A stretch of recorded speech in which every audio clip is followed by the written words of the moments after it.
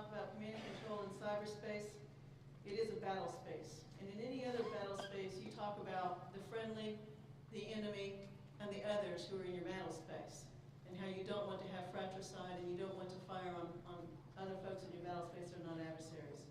And so I think it's time we start talking about a C2 system that gives us real understanding of what's going on in cyberspace. Yeah, it does mean that, you know, this man-made thing, we gotta know that the man-made thing is working right, but it's beyond that. The identity management of things and people, the identity management of adversaries and non-adversaries and non-friendlies that are in the networks. Look forward to your questions. Sir, over to you. Okay, with that, we're going to close here with General Hernandez, but again, I'm seeing a couple people write these questions. I don't know who's supposed to be picking them up, but if you could send someone down the aisles here so we can start gathering those, I could parse them out to the people that are going to be responding to it, and that way we can continue to flow. But as you say, we're going to meet our time limit here, so this hopefully will be an interactive session. I have sat through a number of these where in many cases everybody was up here waxing eloquently and nobody gets to ask questions. We're going to allot a lot of time for questions, so please make sure you're filling out your sheets. And with that, I'm going to turn it over to CGR side. So said differently, if your questions aren't in, you're late. Hey, let me follow as the last presenter here and stand up as the G6 CIO did. Him and I are going to have a pretty simple relationship together. What I've said is, you describe the policy and I'll do the execution. So when he stood up, that was the policy, and now I'm executing. Good man. Now I also told him that what we'll learn from the field will tell us at times that we ought not execute dumb policy, so that will cause us to keep each other honest. Yeah, I want to thank you all for coming. More importantly, I want to thank you all for staying. And today I want to talk about Army Cyber. And I wrote a couple things down from Jen's discussion here. First two dates, CCIR March, whether she gets fired or not, and September 11th, as to whether or not we're on track. Hey, I would tell you that in my whole 3 weeks in command, today I want to share some observations with you. But I also want to tell you a little bit about Army Cyber. And I would say that we're implementing the enterprise strategy that you've heard about today, and it's absolutely critical to success if we're going to operationalize cyber and do the things that we need to do to be successful in cyberspace. So on this slide is our crest with the newest Army unit. We stood up on 1 October, and we are also not only Army Cyber, but we are Second Army. Chief of Staff of the Army said, I want you to be the Army Service Component. And with the Army Service Component to Cyber Command. And he also said that I want you to think about how it is that you're going to provide that support to Cyber Command that needs to be provided. So it's not that we haven't been doing this, but we haven't been doing it under a command in an unprecedented unity of effort as we've had with the establishment of the command. So today, NetCom, with Jennifer Napper, she's the commander, as you know, but she's also the DCG for me for Operate and Defend the Network. INSCOM, the commander for INSCOM is the DCG for Net Warfare, and will allow us to get into full spectrum cyber for probably the first time that we'll be able to integrate not only Operate and Defend the Network, but get into full spectrum cyber. We've established an operations center that is more than the old AG NOSC, if you will. It has the AG NOSC with it, but it also has a full planning and execution capability to operate and defend the network, as well as do other planning requirements. And it's really pretty exciting. It's different, and about the only thing I've told people is I'm not sure what it needs to be yet. We're close, but together on this journey we'll continue to transform it because the mission demands it. Next slide, please. And this is our mission. There are a couple of things in here I think that are different and that are critical to me. I'll talk about integration in a second, because right now we're working very hard with what integration means at what level and how we do that, because I have multiple players that we're trying to integrate with. But for the first time, we have the opportunity to direct. And that's a pretty powerful statement when you think about what is it that I can do as the commander of our cyber to direct the operations and the defense of all Army networks. Different than what we might have done in the past, and certainly different in terms of how we're going to think about it. And then the second piece I think that's bolded in here that's critical is for full spectrum operations to ensure freedom of action. And it says full spectrum operations that will be the future for us. Now, next slide, please. He said, hey, give me a simple slide that shows me where we are.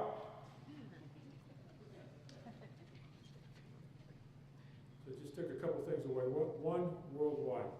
A worldwide footprint. Something that only the Army really has, global presence in the command and control and the networks that we have. Today, Army Cyber is located every place you see the patch.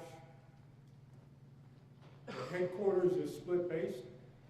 We're operating at Fort Balfour inside the INSCOM Nolan building. With me there is a part of the command group, but also our operations center. And then we have a presence that is on the ground at Fort Meade, and over time it's intended that we will bring the entire command to the final location for U.S. Cyber Command. Next slide. And then I said, show me a simple slide that shows me what the C2 looks like and how it is that we're operating and defending this network on a daily basis. And what you see up here are the theater signal organizations aligned regionally in support of combatant commanders as well as with support to the Army Service Component commanders.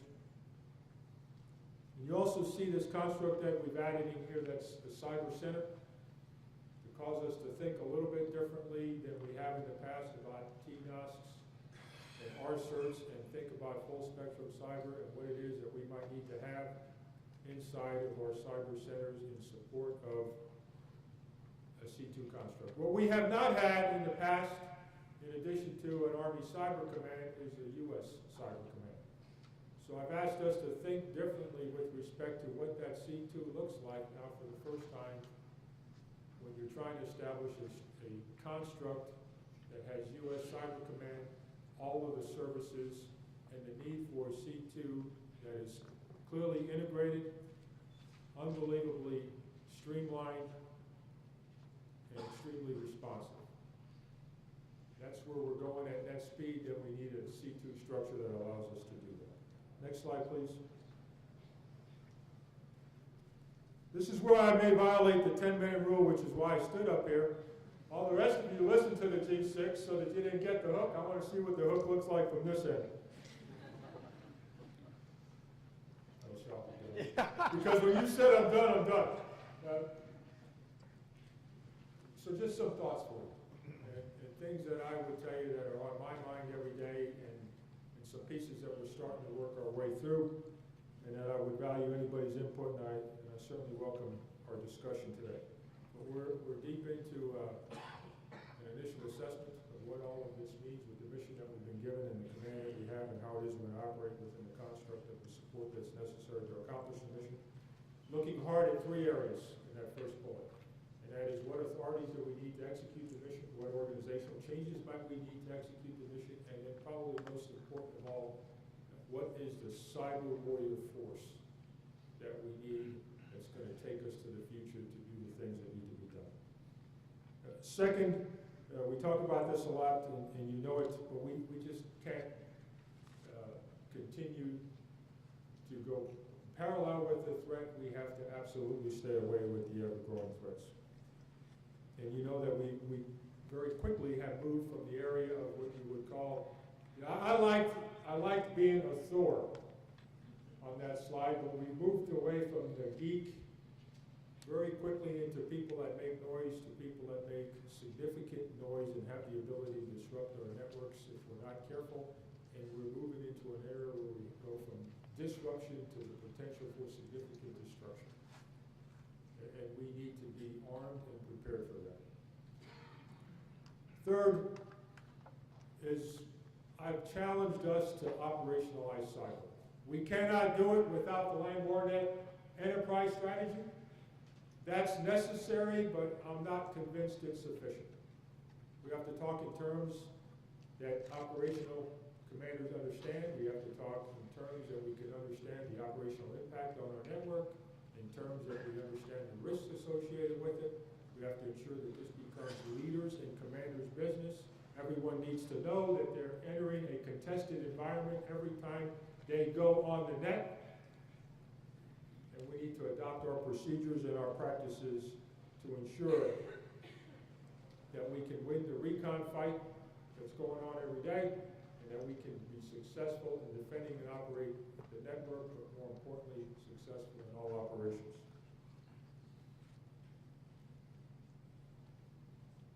The next one is full spectrum cyber. We're working hard to determine what capabilities we really need, what organizational changes and authorities need to be given to ensure that we can bring the capabilities to the combatant commander to achieve the operational effects needed for cyber to be either contributor to the operation or in some cases to allow phase 0 to never go beyond that phase.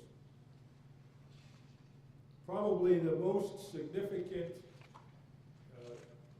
issue that I'm putting time into, and I would ask any help in this area, is how we get to this C2 construct. Again, in concert with what Cyber Command is and how Cyber Command will operate, and how we'll do it in a joint way, but most importantly then, what's the service equities in that? How do we ensure that we continue to provide the C2 construct? Now integrate, it's like location, location, location. Everywhere I turn, it's about integration, integration, integration. It's between Army Cyber, U.S. Cyber Command, Army Cyber Combatant Commands, G6, Army Cyber, G2, Army Cyber, and then inside the organization, NetCom, INSCOM, integrate Army Cyber, and it's a different construct than we've ever done before, and we've got to work hard to understand how it is we integrate at all of those levels. If you don't do that, you'll never synchronize. The key to the mission statement is our ability to synchronize. Just so you know, we're also the proponent for cyber, and we'll take a full .OPF and ensure that we're integrated with not only the commands, but also with TRADOC. And then I leave the last one there because to me it's the center of gravity to everything we do, and that is the people. How is it that we ensure that in the cyber force of the future that we're recruiting, developing, and retaining the cyber warriors that we need? And again, I welcome your questions and discussion on that. Last slide. It doesn't say questions, it tells you who I believe we are and who I would ask anyone associated with the critical warfighting domain of cyber to be a part of. Thank you. Excellent. Excellent. All right. So you've heard the story from all the way from strategy to essentially what we're doing for requirements, talking about cyber and so forth. A number of you have sent in some questions. So I'm going to kind of do a pot shot here because everybody's got something down here. So I'll start down here and I'll let General Lynn take the first question. All right, somehow I got juiced on this one. It says Lynn and Morrison, but I've got it. Okay, here's the question. It's more of a statement than a question, but there's a question at the end. Much of the capability that is being deployed for below battalion level is optimized for today's fight. If, when we move to a rapid pace, medium, high intensity level of conflict, much of this may be superfluous at best and possibly a hindrance/drag. Are we doing any analysis or planning for that? Okay. By the way, I failed to mention, you only have 1 minute to answer. It's not a dissertation, not a monologue. This is a quick answer. As quickly as I can put it. First of all, when I was discussing, I was talking about points of presence. And points of presence doesn't necessarily mean that it's not mobile. There are some mobile points of presence that will automatically relay systems on the move. So there are battle command on the move capabilities that are out there. It's just a matter of how far down we'll be able to push that, because there's a significant cost to mobile points of presence, vice a stop, draw data and push it, and then move again. So it really comes down to scale, because there's a big organization, a lot of folks out there. If you have 50,000 people out there, cost does matter. Yes, there is a capability. Yes, we do study it, and it's what technology can keep up with. Phased array, for example, is a great technology. Too expensive to really proliferate all the way down. So the answer to your question is yes. Thanks, Al. Perfect timing. Okay, Colonel Morrison, I think you have a question there. Thank you, sir. The question I have is, what impact will vertical alignment have on our future procurement strategy for acquiring systems?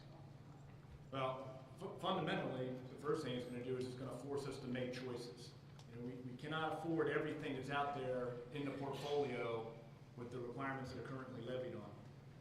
So as we work through this and we focus on providing this vertical capability, we're going to have to figure out what capability is good enough. It goes back to the comment before. Sometimes it's good to just get on second base. We don't necessarily have to hit a home run every time.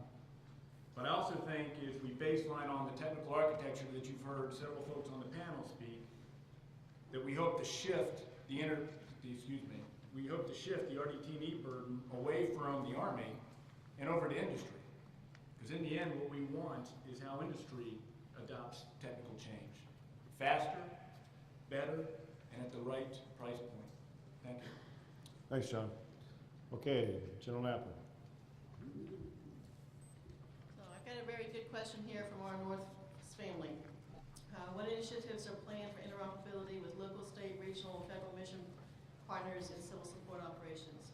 So as my good friend Hank McGann, somewhere hiding in the room, can tell you, the National Guard has fielded capabilities at each joint headquarters with the capability to connect. And we've expanded that with a partnership between DISA and our Northcom, to put in ISP.com connectivity out in one of our locations, and we're putting it into the other location, so that when you take your unclassified stack, you can connect to a .com or .mil depending upon your mission set, and so that would allow you to communicate more freely with our mission partners. Okay, thank you. Gunny Sergeant. Thank you, sir. The question I received, sir, was from your presentation. It appears that the Marine Corps will be minimizing and moving away from the current Navy Marine Corps infrastructure, NMCI. Is this true, and will the Marine Corps not be a part of the Navy's next gen? Short story to that is yes, we will, but the Marine Corps is moving first. NGen is a product of where Marine Corps Systems Command, the McNOS, and the Marine Corps itself, Commandant says yes. Instead of staying with the contract-owned, contract-operated network, Marine Corps is moving out, but we're going first as a department of the Navy to do this job and to see how us being the smallest ones, see how we function and do this. Now, we do it on a technical level all day, every day, without a blink of an eye. Now we got to do it on a large scale, and to this point, we're starting that transition phase now. Sir. Okay, thank you. General Bowman. The one common layer that all IT management and IT infrastructure share is the virtualization layer. What is the Army's virtualization strategy? Without a strategy, you will have virtual stovepipes. We'll virtualize everything we can, but everything that needs to be virtualized as well. When CENTCOM under General Lawrence was looking at C2 applications and systems, they had over 1,000 in the theater. No one can even configuration chase that many. So they worked with GIFCOM and they necked it down so that it was under 160. That's a more manageable number. And then when you start moving and people start having to pay to get stuff virtualized, you figure out that you really don't need something that is duplicative of something else that's out there. So after we do the apps, we'll then virtualize storage following that. But not everything will be virtualized. Some things will be left behind. next question. Thank you very much. Well, let me give Alfred, I know he's got a series of these too. So. Sir, I can handle two within my minute. The first one's a Twitter. Okay, all comment. right, this is a challenge. We're going to test it. Go. All right. Does enterprise email mean Army users will have access to MS Enterprise IM as well? Yes. He's doing pretty well so far. The enterprise solutions across DoD has a common trend now, i.e. this enterprise email and collapsing data centers. There will be an increased reliance on transporting bandwidth to reach back to enterprise stacks and servers. How are we postured on transport, long-haul side, to mitigate risk on enterprise consolidations? Two things. One is, at the enterprise level, at the data centers that I currently have, every one of those sits on the gig backbone, which means I have currently available at least one Lambda attached to the network, 10 gigabytes per second. I have the opportunity to include additional Lambdas onto my networks as that requirement comes into fruition. Second piece of that is how we're going to architect these solutions. The use of content delivery and pushing content as close to the edge using content delivery solutions that allow us to not have to take a lot of offloading, that could allow us to do a lot of offloading of bandwidth on the network. Hope that answered it. Within a minute. Impressive. Impressive. All right, General Bowman.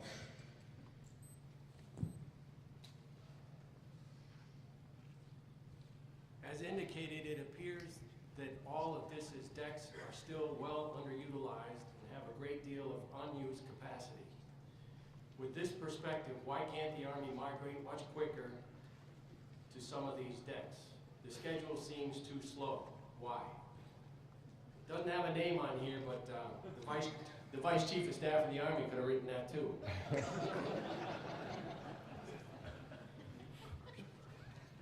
We are going slow at first. We had to have consensus building and understanding, and it wasn't real easy. Because there's a bunch of card-carrying DISA-bashing people around the world that say DISA can't do the job. Having been there, having worked with them, and having gone through all the numbers with them, we believe that they can do it. We're going to go slow at start. We showed that ramp up, and I'm willing to bet that by the middle of the time between now and 15, we're doing a lot more than what's shown on there. But we're going to crawl a little bit before we try to walk. Over.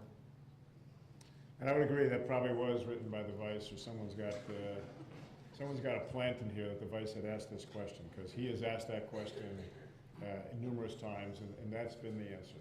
So, very good. All right. General Hernandez. I have two, and I can do them in 5 seconds. He's better name that too. Read the question. Where do you see training, and do you see a cyber center of excellence? Well, first, the training piece. My view on that is integral to everything we do. So everybody knows that. Everybody would say that. I certainly see the challenge here associated with the right level of individual training, and now what's the unit training that's necessary to get after the full spectrum cyber operations that we're talking about. I've said several times now that as we work our way through different constructs, whatever they might be, integral to success for that is exercises and training so that we can work our way through what's the right answer. With respect to unit training, there's no doubt that we have to work hard on not only how we're going to present forces, but how we train, prepare, and rehearse forces for any type of operation. And then I think finally this individual training piece, still more to be determined, but I do think that as we grow the skill set and the cyber warriors for the future, I see it being a combination of whoever can provide that training the best, so there'll be some service as well as joint opportunities to do it, and I believe that also at some point in time I could see a cyber center. Okay. So let me take a question here. So it says, what role does the CIG-6 have in directing the activities of the Army Cyber Command? That's question one. I think if you heard what General Hernandez said when he started off, quite frankly, from the CIG-6, we still have Title 40 and Title 44 authority with respect to the overall, if you will, guidance of the network. So we're still talking about information assurance, policy, things of that nature. We'll still do resourcing there within the POM. Clearly, from an architecture standpoint, as we talked about here, we also have that. But at the end of the day, as we're doing, if you will, all that type of work, he and his team are the one that basically are going to do the execution of it. So I think we're pretty comfortable with those roles. We've talked in many cases to the chief and the vice about it. And certainly as we get going here, we'll see how this plays out. But I don't think there'll be any issues there. Second part of that question is Army Cyber a 2-star command or a 3-star command? The answer is the concept plan was approved by the chief. It will be a 3-star command. So we'll be on par with the other services. The Navy already has a 3-star command. That is the 10th Fleet. Air Force has a 2-star, 24th Wing under SpaceCom, a 4-star, so 2 plus 4 divided by 2 is 3. And the Marines do what the Marines do, and they just took a 3-star and handed him another hat, and he is cyber guy. So we'll be on par with all of them, all right? So with that, I'm going to turn the next question over to General Bowman.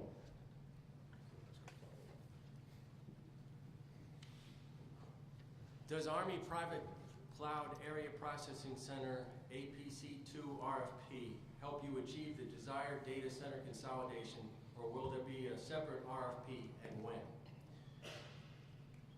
Yes, it does help us achieve the desired result. Will there be a separate RFP? We're not sure. There may be, and since we don't know when. Okay, so that's a good answer. But clearly we are anticipating getting some results here in December, so we'll see how that goes first. All right, with that I'm going to turn to General Lynn. All right, mine says, can you talk a little bit about what is being done to address the human capital issues dealing with recruiting, training, and organizing signal soldiers, e.g. need for higher tech, more specialized training? First of all, the recruiting piece, we're doing a great with recruiting. Signal is becoming kind of a centerpiece, as you can tell, in what it is we're doing, so recruiting is not an issue.